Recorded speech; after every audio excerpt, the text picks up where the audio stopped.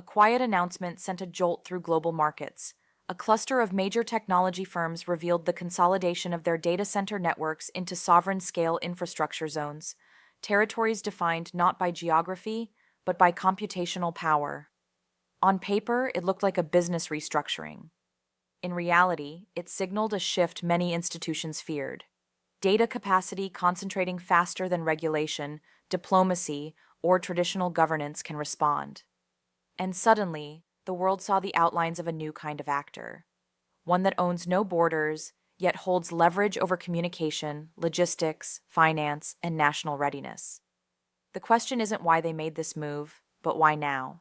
Because in 2026, the currency of influence is no longer oil, gold, or territory. It's compute. Whoever controls the servers controls the systems that shape economies, cities, and human behavior. Then came the detail that escalated the situation further. These alliances now operate data infrastructure consuming more energy than several mid-sized nations.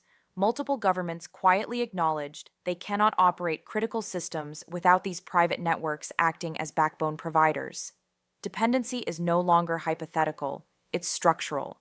This wasn't a hostile move. It was an inevitable consequence of technological acceleration. As AI scaled beyond what public institutions could support, the companies building the infrastructure began shaping the space.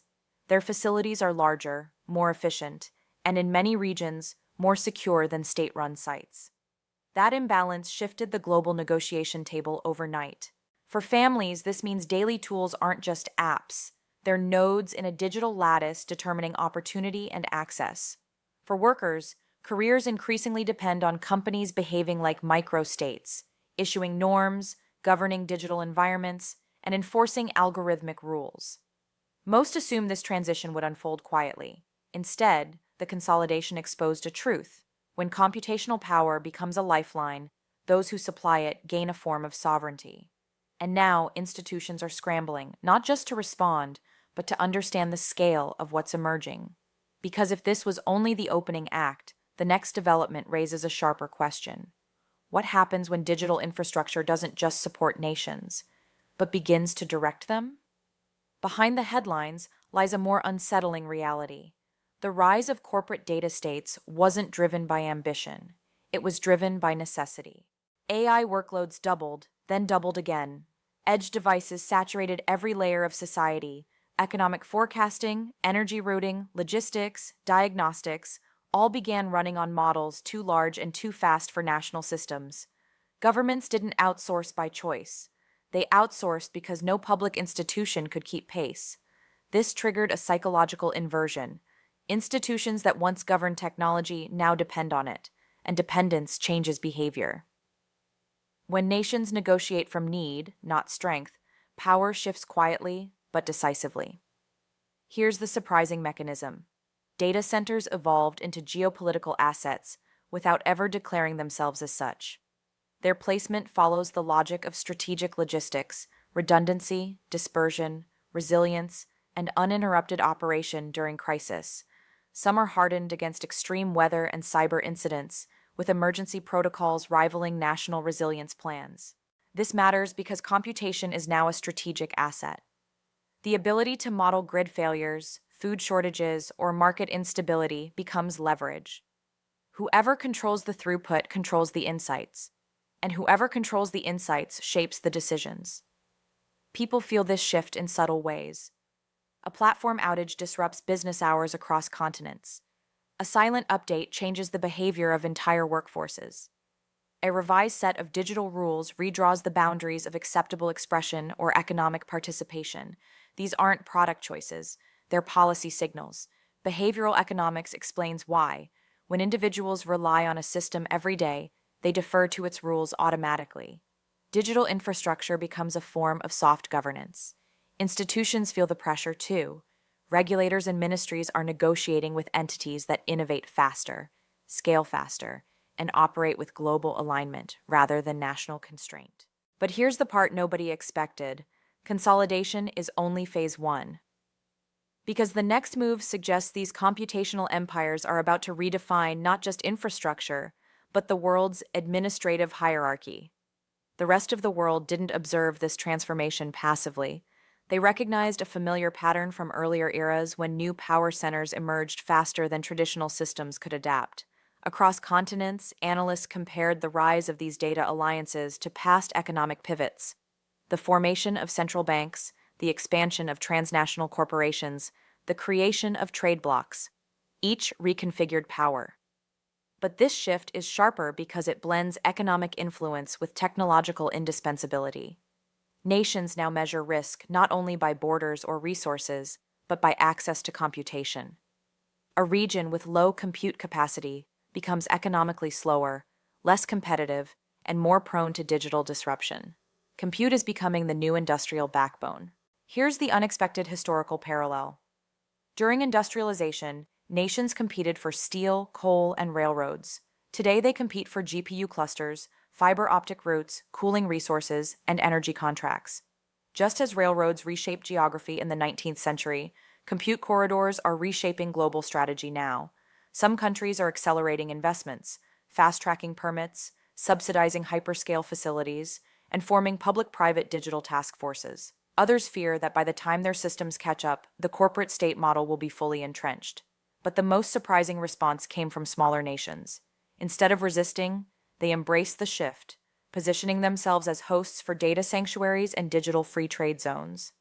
Their strategy is simple: if sovereignty is evolving, better to become a strategic partner than a dependent observer. For everyday people, this shift influences wages, innovation, opportunity, and digital rights. A nation with high compute draws advanced industries. One without it risks stagnation, no matter its talent or policy ambitions. Behavioral economics adds a deeper insight. When individuals sense that the institutions shaping their future aren't the traditional ones, trust redistributes. Influence migrates. Stability depends on whether people feel anchored within the emerging power structure. And just when analysts thought they understood the pattern, a new layer emerged. One showing that these data empires aren't only influencing infrastructure, because it gets deeper than servers, deeper than energy, and deeper than markets. The moment consolidation became public, analysts asked, what does this mean for everyone else? The answer is practical, and more serious than most realize. When data centers operate at sovereign scale, they don't just store information, they shape economic outcomes. They influence which industries thrive, which markets survive, and which careers transform. They affect financial approvals, supply chains, medical pathways, mobility systems, and hiring algorithms. Their decisions ripple through households long before the source becomes visible. And because these infrastructures power the tools people rely on daily, the line between service provider and governing force becomes increasingly thin. Here's the detail few anticipated. As critical operations migrate into private compute zones, resilience strategies shift too. Families depend on cloud identities, digital wallets, navigation systems, biometric verification, and AI-curated information flows. Workers depend on automated scheduling, productivity models, and algorithmic oversight. A disruption in one corporate network could affect more lives, more quickly, than a regional policy change. The scale is unprecedented, but the deeper impact is psychological. People adapt to systems they can't see. They assume continuity. They trust the invisible architecture shaping their routines. Yet when governance becomes distributed across digital infrastructures, the familiar anchors of accountability fade. Markets sense this first. Capital flows toward companies with compute dominance. Startups reorganize around access to large models. Entire industries reshape themselves around algorithmic constraints. Families sense it next. Education, healthcare, transportation, and financial stability increasingly depend on systems optimized by entities whose incentives differ from traditional institutions, not maliciously, simply structurally. And here lies the part the media rarely explores. This shift isn't just technological or economic, it's civilizational.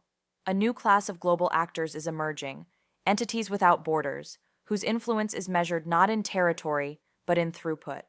And while the world is focused on this consolidation, another movement is forming quietly, one that could tilt the balance even further. Because the real transformation is already unfolding, in a place almost no one is watching. And when it surfaces, it won't just redefine the corporate state. it will redefine the meaning of power itself.